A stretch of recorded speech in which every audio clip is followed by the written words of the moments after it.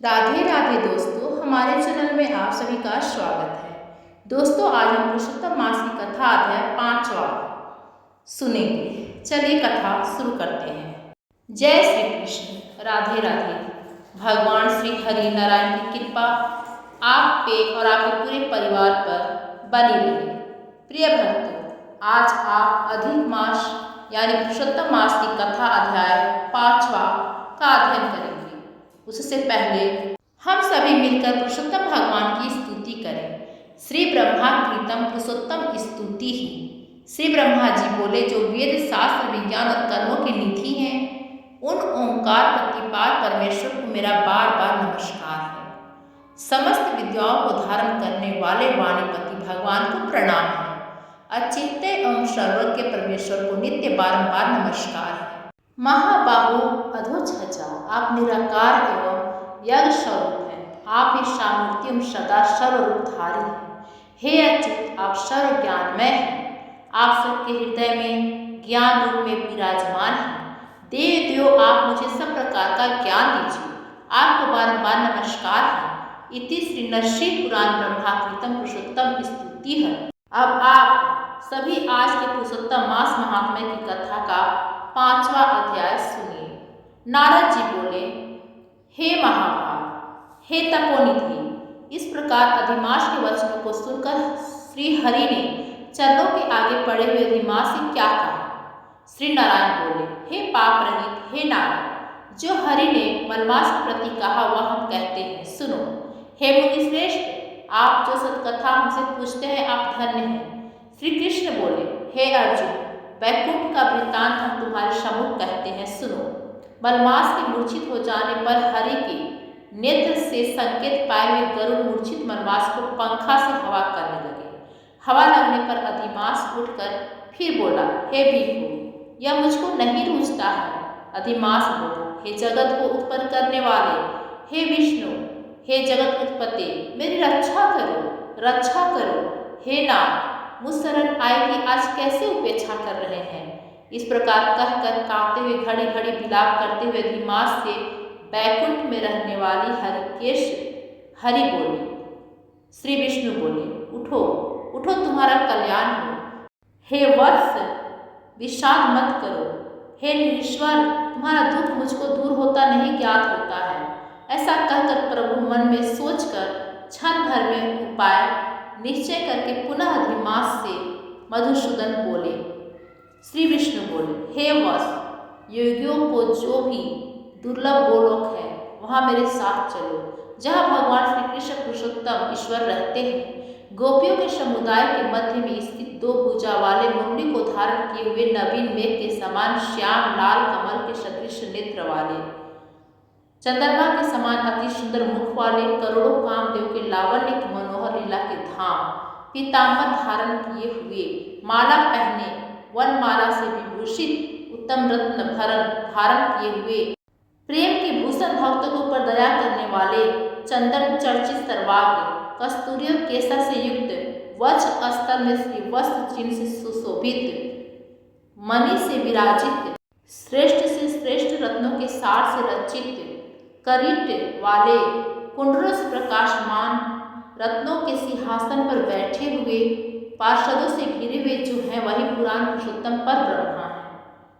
ब्रह्मांड के बीच, सबके आधार, परे से भी परे, निर्विकार, परिपूर्णतम प्रभु, माया से परे, सर्वशक्ति संपन्न, गुण रहित, नित्य शरीरी, ऐसे प्रभु जिस गौलोक में रहते हैं वहाँ हम दोनों चलते हैं। वहाँ श्री कृष्ण चंद्र तुम्हारा दुख दूर करेंगे। श्री नारायण बोले। ऐसा कहकर अधिमास का हाथ पकड़कर हरि गोलोक को गए। हे मुने, जहाँ पहले के प्रलय के समान वे अज्ञान रूप महाअंधकार को दूर करने वाले, ज्ञान रूप मार्ग को दिखाने वाले केशव ज्योति स्वरूप थे, जो ज्योति करोड़ों सूर्यों के समान प्रभा वाली, नित्य असंख्य और विश्व की कारण थी, तथा उन स्वेच्छामय विभु की ही वह अतिरेक की चरम सीमा को प्राप्त थी, जिस ज्योति के अंदर ही मनोहर 3 लोक विराजित हैं।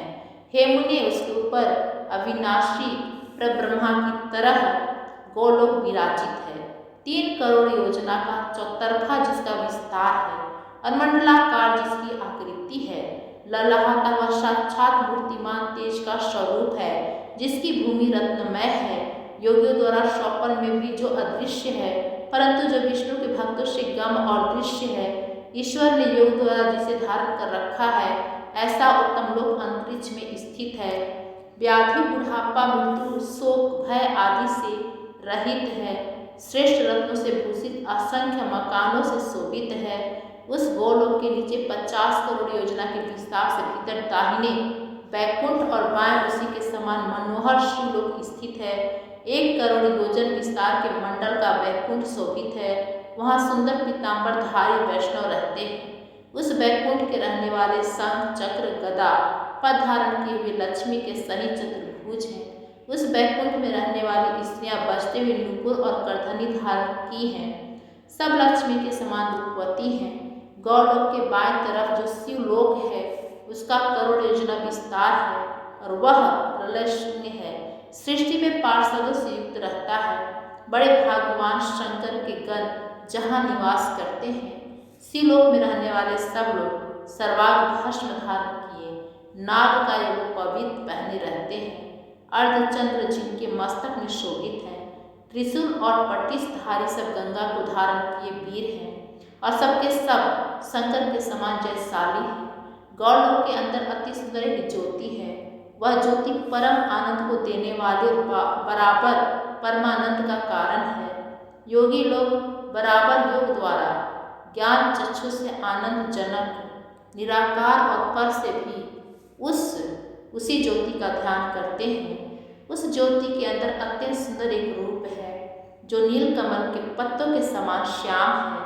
लाल कमल के समान नेत्र वाले, करोड़ों चंद्र के समान शोभायान मुख वाले, करोड़ों कामदेव के समान सौंदर्य की लीला का सुंदर धाम जो भुजा वाले, मुरली हाथ में लिए, मंदहास्य युक्त पीताम्बर धारण किए, श्री वत्स चिन्ह से शोभित वक्ष स्थल वाले, करोड़ों उत्तम रत्नों से जटित चमचमाते करीट और कुंडलों को धारण किए, रत्नों के सिंहासन पर विराजमान, वरमाला से सुशोभित, वही श्री कृष्ण नाम वाले पूर्ण पर ब्रह्मा है। अपनी इच्छा से ही संसार को नचाने वाले, सबके मूल कारण है, सबके आधार पर से ही परे छोटी अवस्था वाले, निरंतर गोप वेश को धारण किए हुए, करोड़ों पूर्ण चंद्रों की शोभा से संयुक्त, भक्तों के ऊपर दया करने वाले, विकार रहित परिपूर्णतम स्वामी रास मंडल के बीच में बैठे हुए,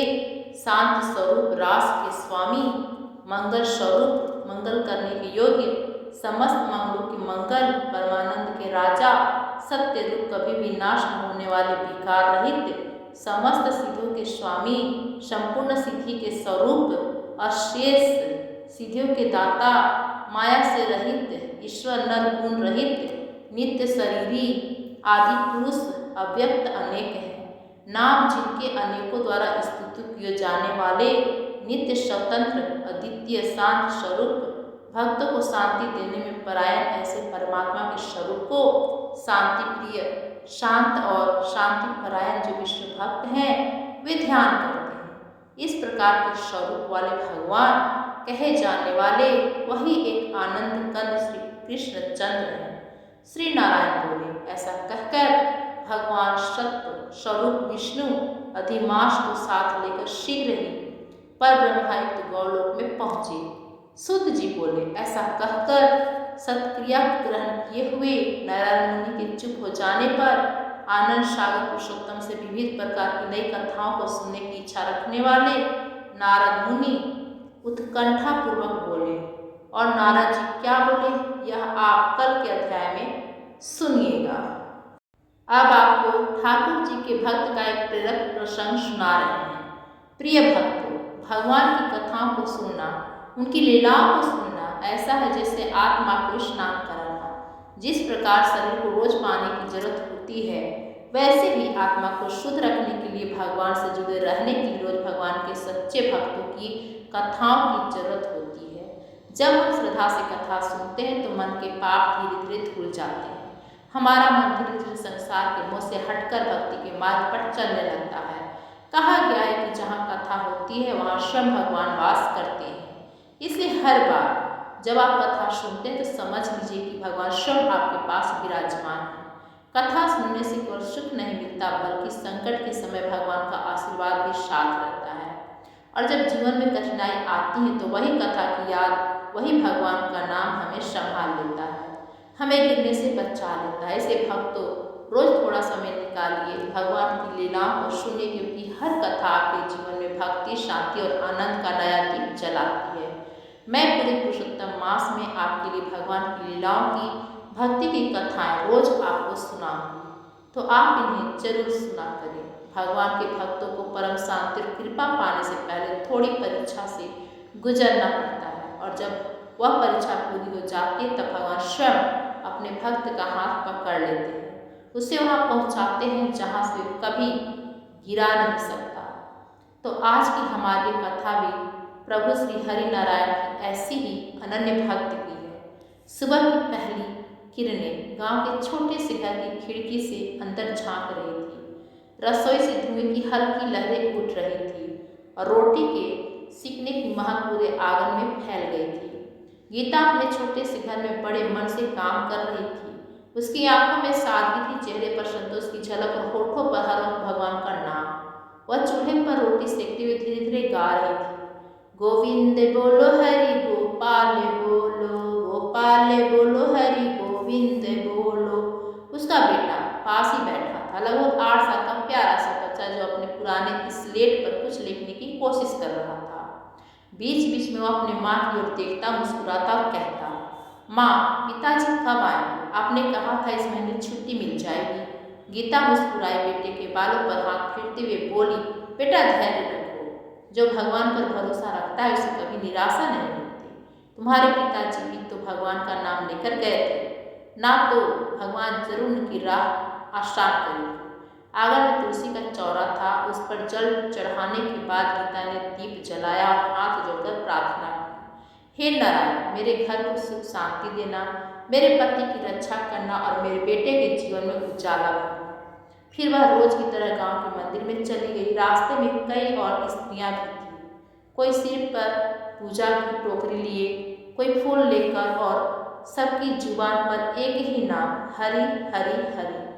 मंदिर में कथा चल रहा था। पंडित जी श्री विष्णु भगवान की महिमा सुना रहे थे। जो व्यक्ति हर परिस्थिति में भगवान का नाम लेता है उसकी रक्षा स्वयं विष्णु करते हैं। भक्त की परीक्षा होती है परंतु उसका पतन कभी नहीं होता। गीता मंदिर के कोने में बैठ गई, बेटों को अपनी गोद में लिया और ध्यान से कथा सुनने लगी। हर शब्द उसके मन में उतर रहा था।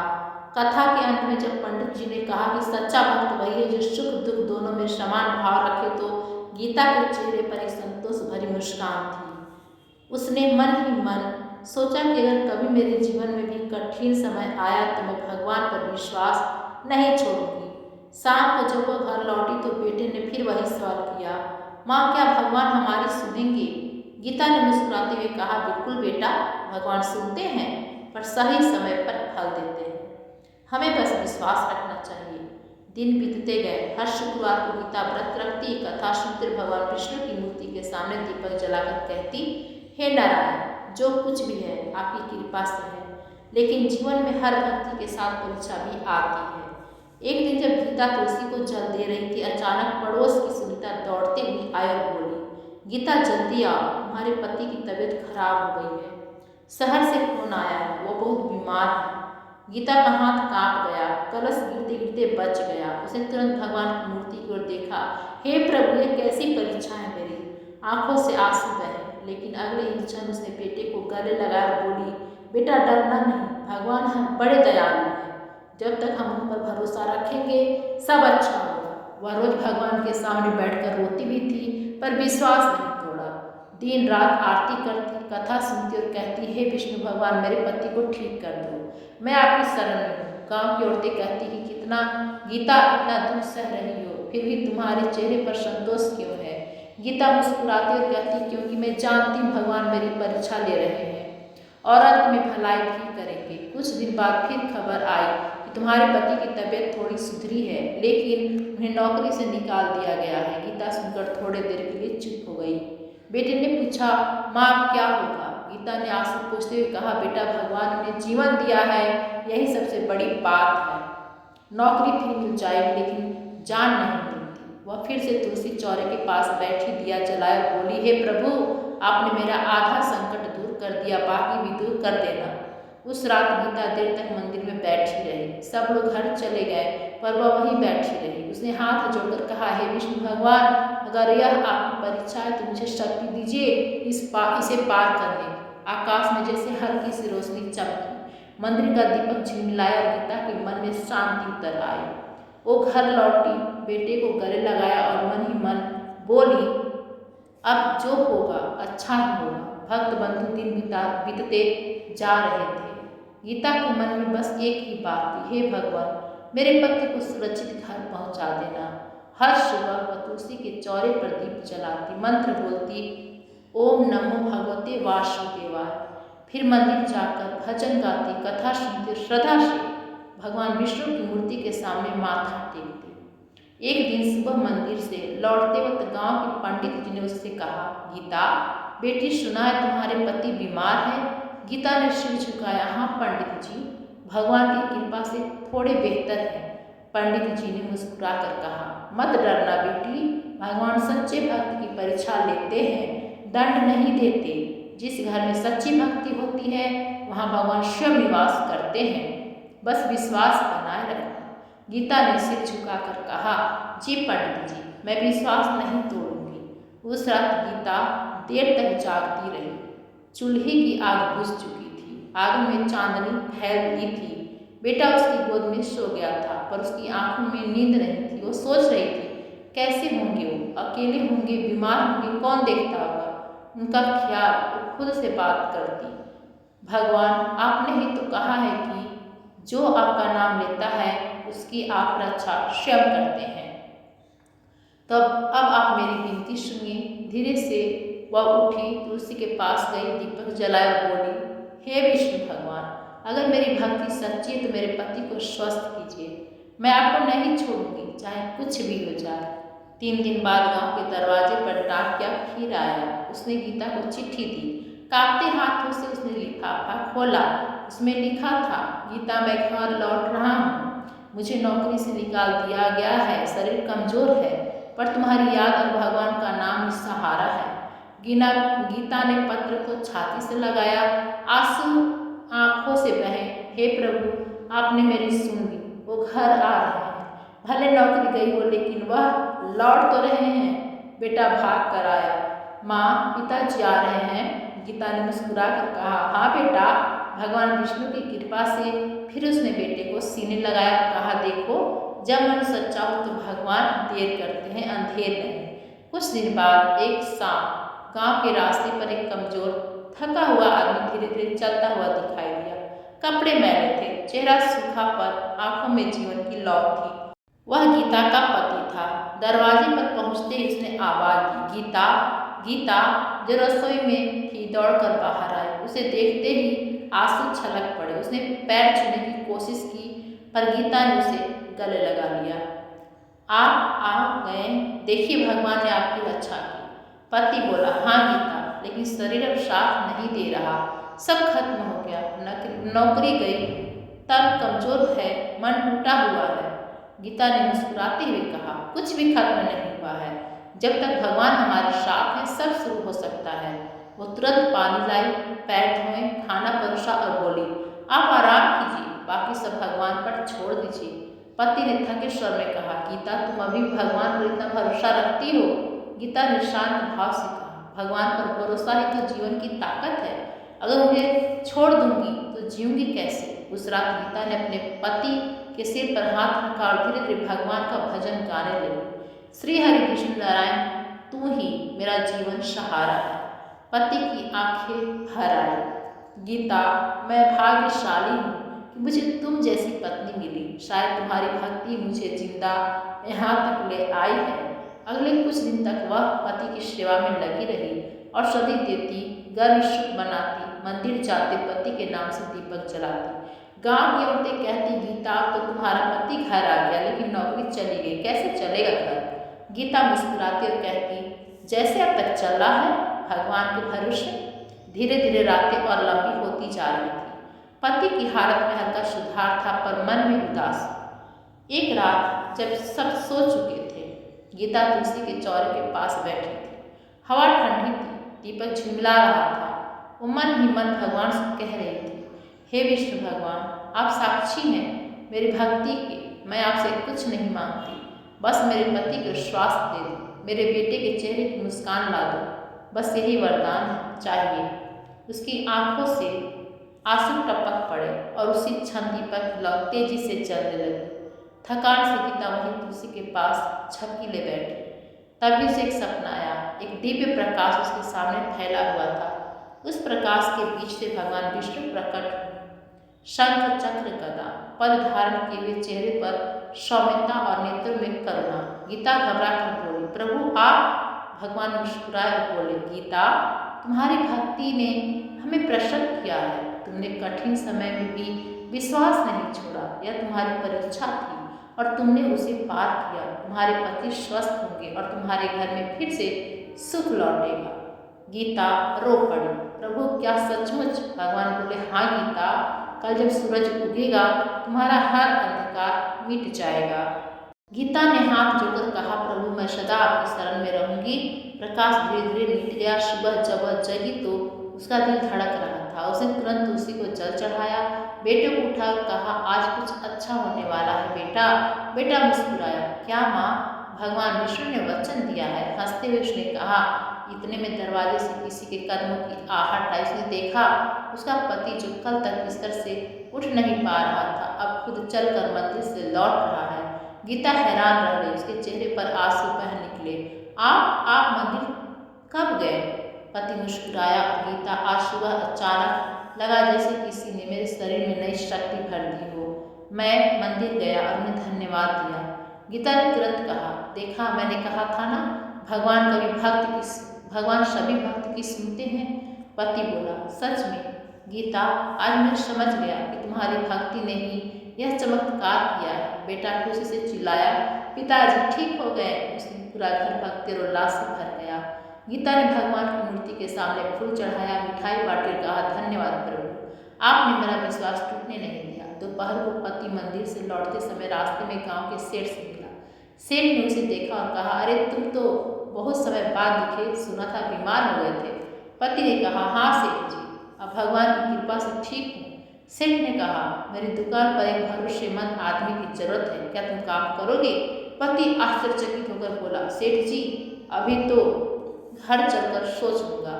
सेठ हंसा, सोचना क्या, कल से आ जाना, भगवान ने चाहा तो सब अच्छा होगा। शाम को जब घर पहुंचा तो गीता को सारी बात बताई। गीता ने भगवान को नमन किया और कहा, देखा प्रभु की कृपा का कोई अंत नहीं, पहले जीवन दिया, अब काम भी दे दिया। पति ने गहरी सांस ली। गीता, मुझे समझ में आए कि कठिन समय में जो भगवान का नाम नहीं छोड़ता वही सच्चा भक्त है।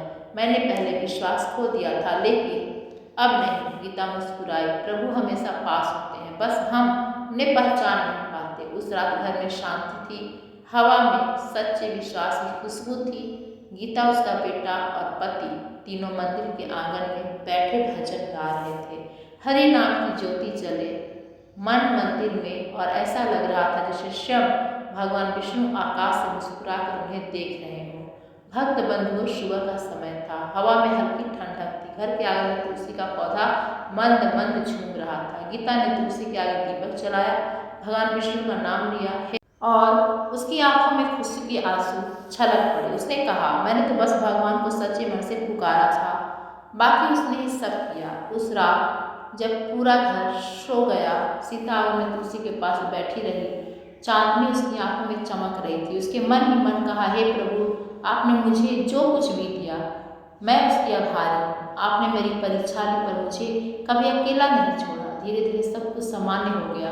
पति हर सुबह मंदिर जाता, फिर दुकान पर काम करता। गीता और बेटा घर में पूजा करते।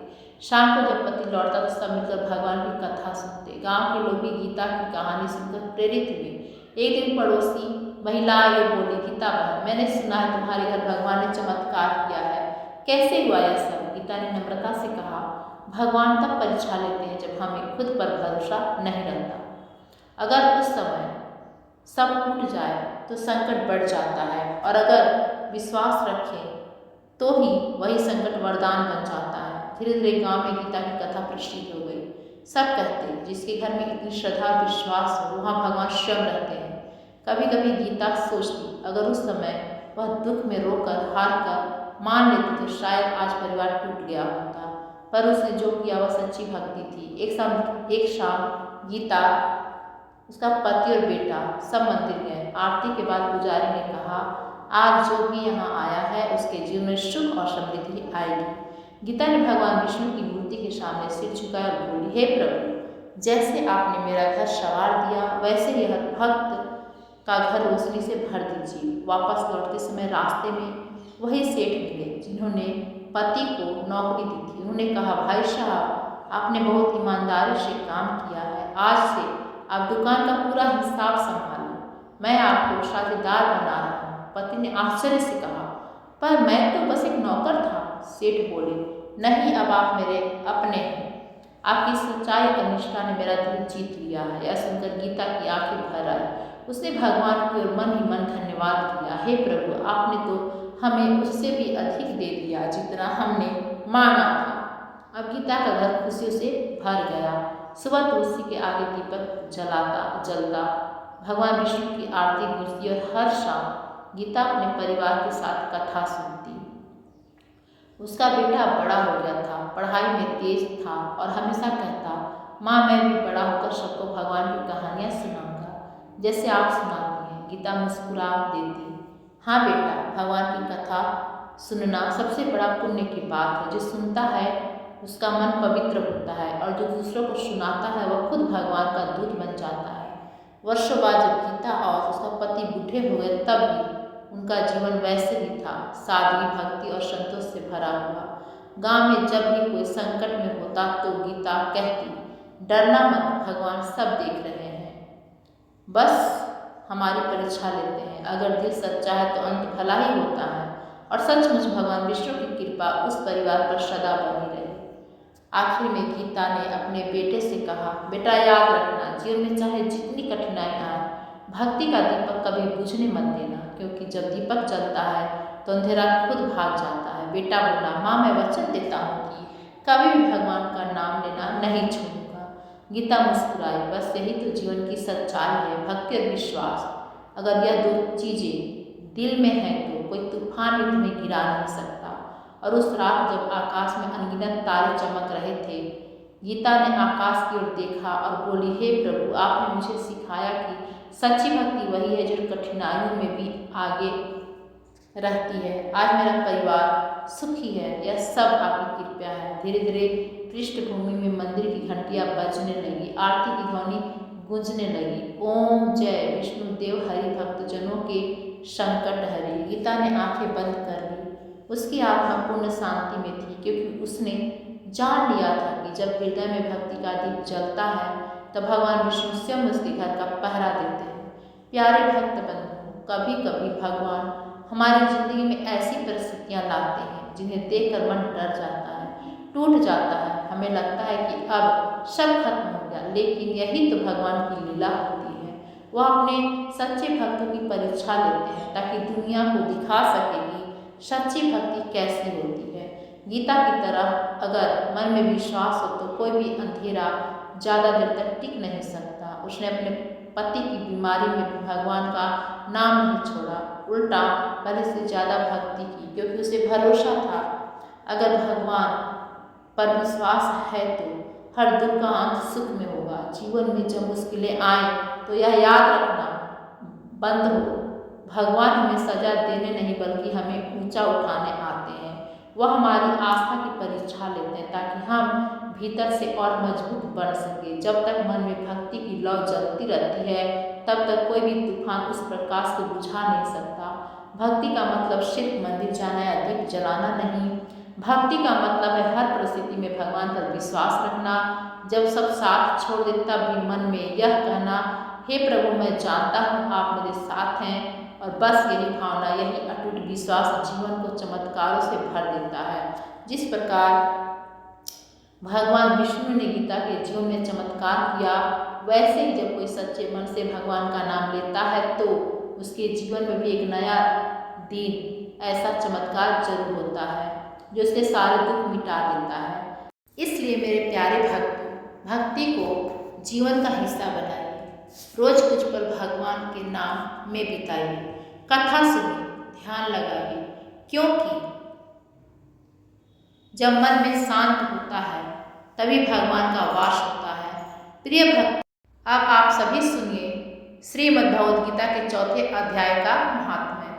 भगवान विष्णु ने देवी लक्ष्मी को महात्मा भरत के गंगा तट पर स्थित वाराणसी के विश्वनाथ मंदिर में उपासना करने का दृष्टांत सुनाया, जो गीता के 4थे अध्याय के महात्म्य का संकेत था। श्री भगवान कहते हैं, प्रिय, अब मैं 4थे अध्याय का महात्म्य बतलाता हूँ। सुनो। गंगा के तट पर वाराणसी नाम की एक पुरी है। वहाँ विश्वनाथ जी के मंदिर में भरत नाम के योगनिष्ठ महात्मा रहते थे, जो प्रतिदिन आत्मचिंतन में तत्पर हो आदरपूर्वक गीता के 4th अध्याय का पाठ किया करते थे। उसके अभ्यास से उनका मन निर्मल हो गया था। वे सर्दी, गर्मी आदि द्वंद्वों से कभी व्यथित नहीं होते थे। एक समय की बात है, तपोधन नगर की सीमा में स्थित देवताओं का दर्शन करने की इच्छा से भ्रमण करते हुए नगर से बाहर निकल गए। वहाँ बेर के 2 वृक्ष थे। उन्हीं की जड़ में वे विश्राम करने लगे। एक वृक्ष की जड़ में उन्होंने अपना मस्तक रखा था और दूसरे वृक्ष के मूल में उनका पैर टिका हुआ था। थोड़ी देर बाद जब वे तपस्वी चले गए, तब बेर के वे दोनों वृक्ष 5-6 दिनों के भीतर ही सूख गए। उनमें पत्ते और डालियां भी नहीं रह गई। तत्पश्चात वे दोनों वृक्ष कहीं ब्राह्मण के पवित्र ग्रह में 2 कन्याओं के रूप में उत्पन्न हुई। वे दोनों कन्याएं जब बढ़कर 7 वर्ष की हो गई, तब एक दिन उन्होंने दूर देशों से घूमकर आते हुए भरत मुनि को देखा। उन्हें देखते ही वे दोनों उनके चरणों में पड़ गई और मीठी वाणी में बोली, मुनि, आपकी कृपा से हम दोनों का उद्धार हुआ है। हमने बेर की योनि त्याग कर मानव शरीर प्राप्त किया है। उनके इस प्रकार कहने पर मुनि को बड़ा विस्मय हुआ। उन्होंने पूछा, पुत्रियों, मैंने कब और किस साधना से तुम्हें मुक्त किया था? साथ यह भी बताओ कि तुम्हारे बेर होने का क्या कारण था, क्योंकि इस विषय में मुझे कुछ भी ज्ञान नहीं है। तब वे कन्याएं पहले उन्हें अपने बेर हो जाने का कारण बतलाती हुई बोली, मुनि, गोदावरी नदी के तट पर छिन्नपा नाम का एक उत्तम तीर्थ है, जो मनुष्य को पुण्य प्रदान करने वाला है। वह पावनता की चरम सीमा पर पहुंचा हुआ है। उस तीर्थ में सत्यतपा नाम की एक तपस्वी बड़ी कठोर तपस्या कर रहे थे। वे ग्रीष्म ऋतु में प्रज्वलित अग्नियों के बीच में बैठते थे। बारिश के समय में जल की धाराओं से उनके सिर के बाल सदा भीगे ही रहते थे तथा जाड़े के समय में जल में निवास करने के कारण उनके शरीर में हमेशा रोंगटे खड़े रहते थे। वे बाहर भीतर से सदा शुद्ध रहते, समय पर तपस्या करते तथा मन और इंद्रियों को संयम में रखते हुए परम शांति प्राप्त करके आत्मा में ही रमण करते थे। वे अपनी विद्वता के द्वारा जैसे व्याख्यान करते थे, उसे सुनने के लिए साक्षात ब्रह्मा जी भी प्रतिदिन उनके पास उपस्थित होते और प्रश्न करते थे। ब्रह्मा जी के साथ उनका संकोच नहीं रह गया था, अतः उनके आने पर भी वे सदा तपस्या में मग्न रहते थे। परमात्मा के ध्यान में निरंतर संलग्न रहने के कारण उनकी तपस्या सदा बढ़ती रहती। सत्यतपा, जो जीवन मुक्त के समान मानकर इंद्र को अपनी समृद्धशाली पद के संबंध में कुछ भय हुआ, तब उन्होंने उनकी तपस्या में सैकड़ों विघ्न डालने आरंभ किए। अप्सराओं के समुदाय से हम दोनों को बुलाकर इंद्र ने इस प्रकार आदेश दिया, तुम दोनों उस तपस्वी की तपस्या में विघ्न डालो, जो मुझे इंद्र पद से हटाकर स्वयं स्वर्ग का राज भोगना चाहता है। इंद्र का यह आदेश पाकर हम दोनों उनके सामने से चलकर गोदावरी के तीर पर, जहाँ में मुनि तपस्या करते थे, आए। वहाँ मंद और गंभीर स्वर से बजते हुए मृदंग तथा मधुर वेणुवाद के साथ हम दोनों ने अन्य अप्सराओं सहित मधुर स्वर में गाना आरंभ किया। इतना ही नहीं, उन योगी महात्मा को वश में करने के लिए हम लोग स्वर, ताल और लय के साथ नृत्य भी करने लगे। बीच बीच में जरा जरा सा अंचल खिसकने पर उन्हें हमारी छाती भी दिख जाती थी। हम दोनों की उन्मत्त गति काम भाव को जगाने वाली थी, किंतु उसने उन निर्विकार चित्त वाले महात्मा के मन में क्रोध का संचार कर दिया। तब उन्होंने हाथ से जल छोड़कर हमें क्रोधपूर्वक श्राप दिया। अरे, तुम दोनों गंगा जी के तट पर बेर के वृक्ष हो जाओ। यह सुनकर हम लोगों ने बड़ी विनय के साथ कहा, महात्मन, हम दोनों पराधीन थी, अतः हमारे द्वारा जो दुष्कर्म बन गया है उसे आप क्षमा करें। यह कहकर हमने मुनि को प्रसन्न कर लिया। तब वन पवित्र चित्त वाले मुनि ने हमारे श्राप उतार की अवधि निश्चित करते हुए कहा, भरत मुनि के आने तक ही तुम पर यह श्राप लागू होगा। उसके बाद तुम लोगों का मृत्यु लोक में जन्म होगा और पूर्व जन्म की स्मृति बनी रहेगी। मुनि, जिस समय हम दोनों बेर के वृक्ष के रूप में खड़ी थी, उस समय आपने हमारे समीप आकर गीता के चौथे अध्याय का जाप करते हुए हमारा उद्धार किया था, अतः हम आपको प्रणाम करते हैं। आपने केवल श्राप से ही नहीं, इस भयानक संसार से भी गीता के चतुर्थ अध्याय के पाठ द्वारा हमें मुक्त कर दिया। श्री भगवान कहते हैं, उन दोनों के इस प्रकार कहने पर मुनि बहुत ही प्रसन्न हुए और उनसे पूजित हो विदा लेकर जैसे आए थे वैसे ही चले गए तथा वे कन्याएं भी बड़ी आदर के साथ प्रतिदिन गीता के चतुर्थ अध्याय का पाठ करने लगी, जिससे उनका उद्धार हो गया। तो दोस्तों, ये थी पुरुषोत्तम मास की अध्याय 5वां कथा। आप सभी को कैसा लगा कमेंट्स करके जरूर बताइएगा। धन्यवाद।